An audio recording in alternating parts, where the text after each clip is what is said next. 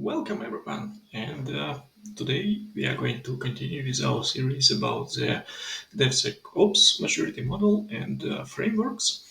And if you remember in the last video, what I promised is that we are going to take a deeper look into the automated patch management and how that could be implemented and what is it. So without further ado, let's jump. Let's go into the DSOMM and over here under the uh, build and deployment for the level 1, for the basic understanding of security practices, it is required to have automated PRs for patches. If you go into that sub item, you will be able to see that, well, first of all, it's a very important UUID over here at the top of the screen. But the more interesting bits, it's over here that for the security, it is very important to know when something is updated in terms of one of your dependencies, and those could be for your application dependencies or for your operation systems in your images or virtual machines, and even more if the version of the provider of your infrastructure as code. So, for example, in Terraform is updated, it is always better to stick to the latest version if possible, and have all of those updates in an automated way. So how useful it is? I would guess very useful, and you should agree with me. I hope you will agree with me, okay? Because with all of those new patches and dependency updates, they are done not just for but a number, but instead to fix some of the vulnerabilities, and hackers and those evil people, they constantly try to break our lovely systems all the time. And if there is something new happening, it's better to be able to fix them. In terms of how to do that, under the implementation, there are a couple of examples and recommendations. And if you are a lucky person who is using the GitHub, then pretty much you have it out of the box. And in GitHub, the Depender bot will alert you if something bad is happening with your code. It could be if you accidentally committed your AWS keys into your repository, or if you committed some sort of a secret. And on top of that, it will also suggest and create the pull requests for your dependencies. If you are on something else like Jenkins, I'm not sure why it is over here, but it is listed as a separate tool. Uh, if you're on Jenkins or Azure DevOps, for example, then you're out of luck and you need to implement something yourself. And what is recommended by DSOMM itself is to implement Renovate. And there is a link to the Renovate where you can read the documentation and how to do that. But we are going to try and implement it ourselves right about now.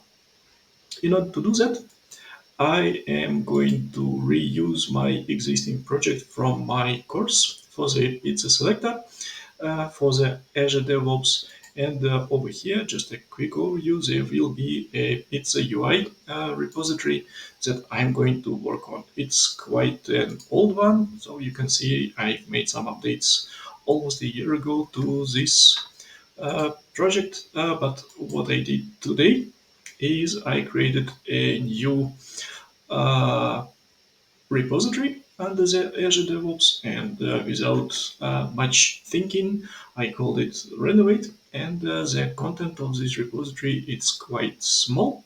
So you have a README file that was generated automatically, but on top of that, under the configs, I created two of the configs as an example because that's what I worked recently with, and the pipeline definition how to use it.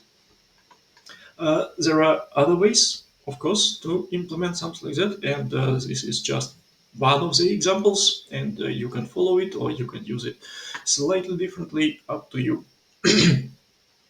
So, where should we begin? Configuration, pipelines, or maybe something else? Let's start with the configuration, I guess. All right, the configuration file itself It's AngularJS in this case. So I'm going to work on a front-end project to run all of those updates. And what we have here is that the first thing we are going to say is that for Renovate, we want to run it on an Azure platform. And we are not using their solution, we are running it by ourselves. Uh, for that, I also say that in terms of the repositories that I want to be scanned and updated, it is this list, this array of repositories, which consists of only a single repository for me. But you can imagine that you can expand that more and more. And then there is a package rules.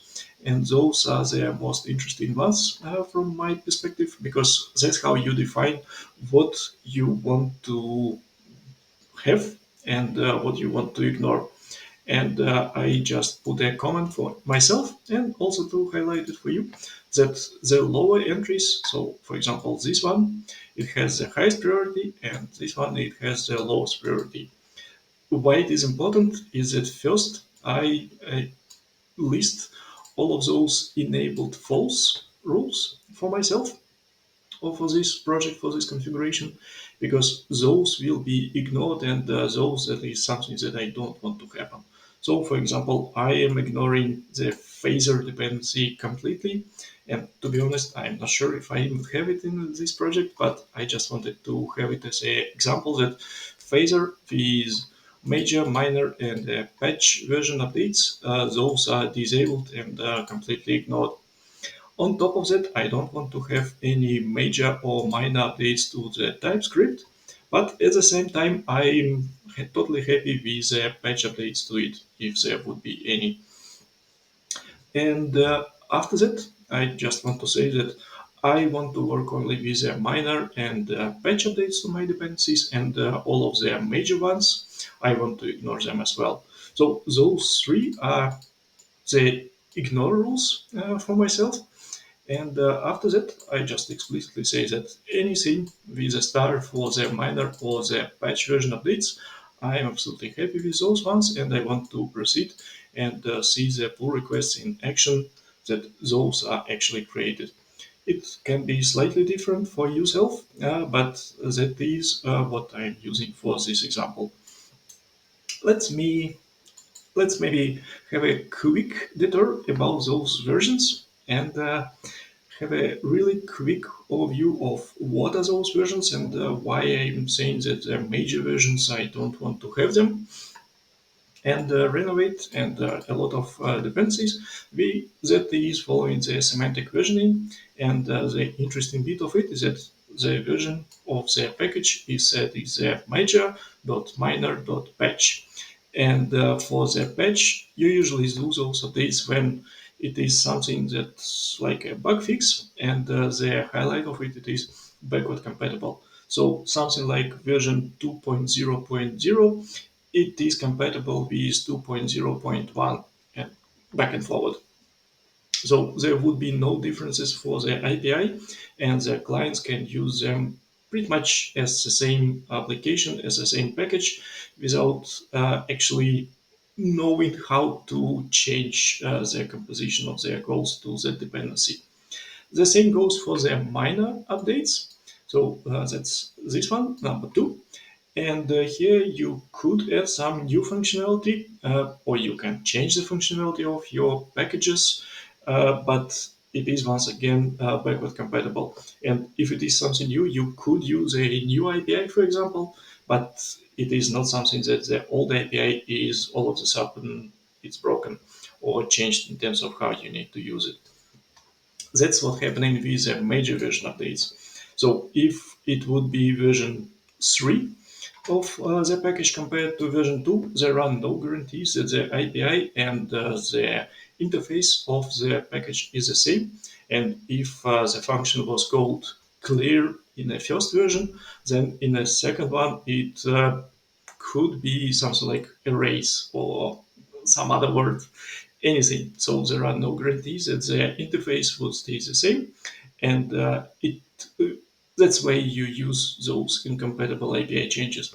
It's not necessarily that the whole library is broken and works completely different now, but it is possible.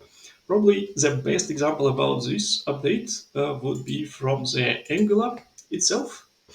Uh, if you happen to do the update from the version, say, Angular 15 to Angular 16, that's probably gave you a lot of pain, and there are those same big hurdles, and you cannot just blindly say that yes, it's okay to merge everything without updating your code base completely and doing the whole rebuild of your application with those major updates. Because of that, I accept that I do the minor and patch updates, but the major updates are excluded. And the same for the TypeScript. I want to have only the patch updates pretty much from this combination of those two rules.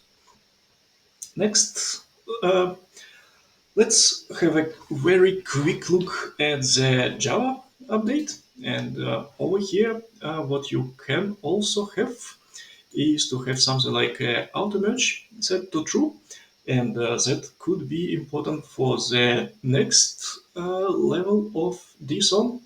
Basically, that means that if the pull request is created, it will be automatically merged, or at least it will be tried to be merged. In the Azure DevOps language, it would mean that there would be a tick box on top of those pull requests with autocomplete saying true.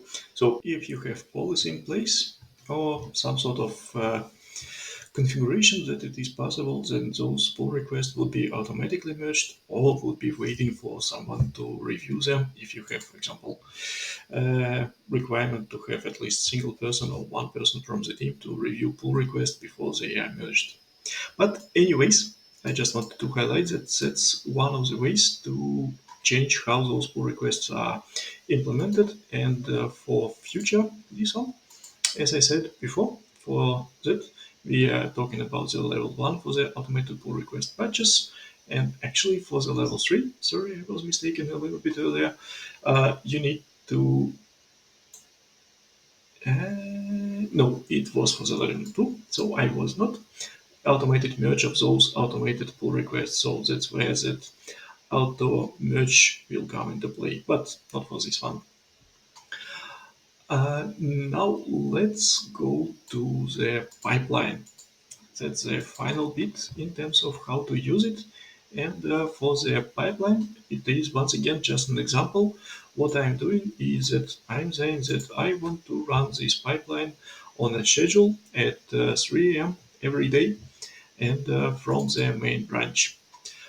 There are no triggers in terms of the pull requests or commits to this repository, but if you want, you can have them as well.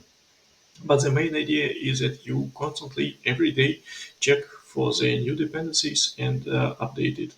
And after that, what we need to do is to use Node and this. And then what we need to do is to use Node and specifically something that is high enough because by default, when you will install or when you will use Ubuntu from the agent pool from Microsoft, this Ubuntu latest, you will get actually the Node version 19 and the Renovate, the latest version at the time of the recording is 39. It's actually incompatible with this one, so if you will use a default Node version from the Ubuntu agent, you are actually going to use the Renovate of the version 37, not 39. And that actually came and was a little bit unexpected for me because with Renovate 37 and with those configs, it would actually ignore this rule and it will still try to create the major dependency updates. And as we discussed it before, it's not something that you want to have in an automated way. And yeah, it's not pleasant to try to get through them, all of those different pull requests, because one additional thing that we will have is from version 37 to 39 is that there will not be a single pull request for each of the updates, but instead they will be grouped together by their version. So there would be a single pull request for all minor updates and a single pull request for all patch updates. But I will show you that in practice in a second, or maybe in a minute. Anyway, that's what we needed to do. Install the Renovate, then of specific version over here, because I didn't really want to just say that give me the latest one all the time. And it could be beneficial to just stick to specific versions if there are some big changes that you don't want to have. And after that, just configure Git that those pull requests would be created using the bot at Renovate app email address and with this username, but you can use whatever you want. And after that, we just run Renovate as a node package using npx. It is possible to use Renovate from the Docker, so run it as a Docker image instead of using it as a npm package. And as I said in the beginning of the video, that it is totally up to you. This is just an example. And what we need to provide is, here I'm just saying once again that the Renovate platform is Azure, and this will take precedence from this configuration over here. So it is possible to use local if you would want to over here, if you would want to debug something. Then what is the endpoint? And for this one, it's basically to which project is going to connect. And the Renovate token is something that I will touch base later, but it's basically how the Renovate will authenticate itself against the Azure DevOps. And the final configuration using the environment variable is what configuration to use, and we point it directly under the configs folder. So Renovate will be executed from the root folder of the project, but it will actually read the config from the configs folder and the specific file. So there is no need to copy the file back and forward or something like that to use the default settings of the Renovate itself. With that setup explained, let's jump into the project itself and see the pipeline in action. So over here under the pipelines, I've executed that Renovate already, and first there was some mistake on my part, but that's how we learn, and that's why I wanted to share it, because yeah, just to speed things up for someone. And basically what happened over here with this job is that it was executed. As you can see, it was installing the npm. That's a bash script because I haven't put a display name yet in the pipeline. It took 1 minute to install it, so that's where the Docker might be faster. And then to run the Renovate of the Angular projects, it took 35 seconds. The result of this run, you can find it under this My Work menu under pull request. They were two created, as I said, one for the minor and one for the patch.